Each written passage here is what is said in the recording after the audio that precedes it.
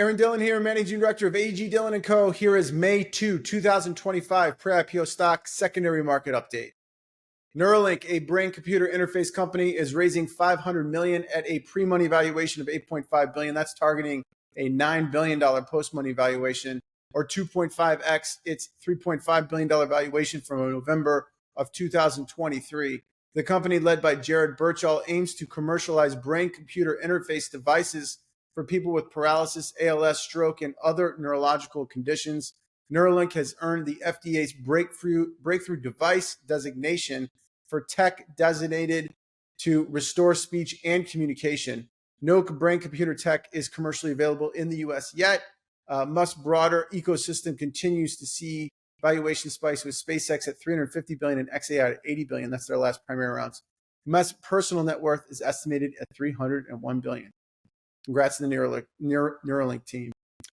Discord, the gaming social media platform with over 200 million monthly active users, has appointed former Activision Blizzard and King Digital executive Human Saknini, I probably pronounced that name wrong, apologies, as CEO, replacing co-founder Jason Citron after 13 years. The move amid IPO speculation signals a strategic shift back to gaming roots and towards monetization via ads and microtransactions. Discord has raised $1.1 billion to date from investors like Benchmark, Tiger Global, and Greylock, and was reportedly in IPO prep talks with bankers as of March. Sakini's background is in ad-heavy mobile gaming, e.g. Candy Crush, suggests a corporate tilt that may concern core users. Citron, who co-founded Discord in 2015, will remain on the board and as an advisor. Morgan Stanley launched a $1.23 billion fixed-rate loan sale tied to Elon Musk's 2022 $44 billion acquisition of Twitter, marking the final tranche of the original $13 billion debt package banks had struggled to offload.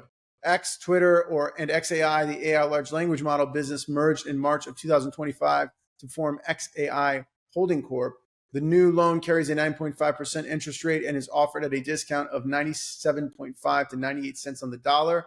This follows improved leverage finance conditions after tariff-related market volatility early in April disrupted new deals. The loan upsizes a tranche sold in February that is now trading near par.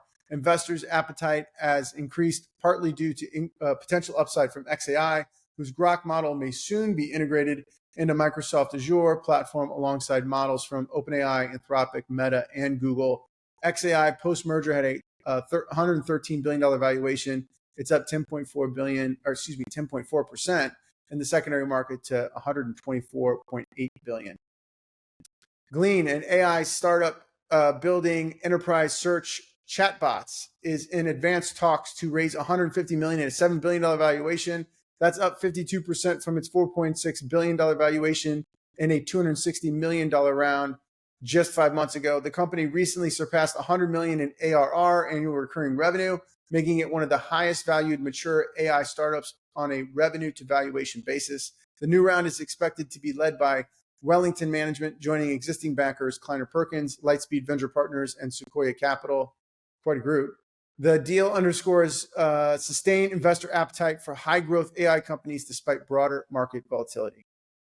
Anthropic, an AI large language model business, has launched 2 new beta features, integrations, and advanced search for Claude Max, Team, and Enterprise, and soon Pro subscribers, aiming to compete with OpenAI and Google. Integration uses Anthropic's MCP protocol to connect Claude with tools like Atlassian, Zapier, Cloudflare, Intercom, Square, and PayPal, allowing it to act on task data and app workflows. That's very cool. Advanced research now crawls hundreds of internal and external sources to produce reports in 5 to 45 minutes with detailed citations and reasoning. Claude Code also increased rate limits for Max users. Anthropic projects $34.5 billion in revenue by 2027. That's up from $1.4 billion annualized run rate in March of 2024. That's a lot of revenue in a very short period of time, signaling rapid growth as enterprise AI competition intensifies. Epic Games, the gaming and virtual reality software company and parent of Fortnite video game, is set to return Fortnite to the US iOS App Store next week following a major court victory. Judge Yvonne Gonzalez Rogers ruled Apple was in quote-unquote willful violation of her 2021 injunction, which allowed developers to link to external payment methods to bypass Apple's 15 to 30% fees. Epic, which had been removed from the App Store in 2020 for introducing direct payments, now plans to offer cheaper in-app purchases via its own payment system. Epic's web shops, launching soon through the Epic Games Store, will let developers bypass platform fees entirely and retain 100% of their first million in annual revenue before Epic's standard 12% cut kicks in. This ruling aligns with the EU's Digital Markets Act and may reshape mobile app monetization across both US and European markets. Stripe, an online payments acquiring company, launched a guide enabling iOS developers to bypass Apple's 30% App Store commission by linking to external Stripe-hosted checkout pages following a court ruling against Apple in the Epic Games antitrust case. Stripe's processing fees of 2.9% plus 30 cents per transaction offers developers up to 90% reduction in fees compared to Apple's default. Apple had previously cut its fee by only 3% and added warning screens for external payments, a move by Judge Yvonne Gonzalez Rogers deemed non-compliant with her prior injunction. The Stripe documentation shared by product manager Michael Lau quickly gained thousands of likes on X. Apple's updated policy could unlock entire new business models, particularly for developers excluded under the previous 30 to 15% structures. Okay, that's it for me this week. Thanks, and see you all next week.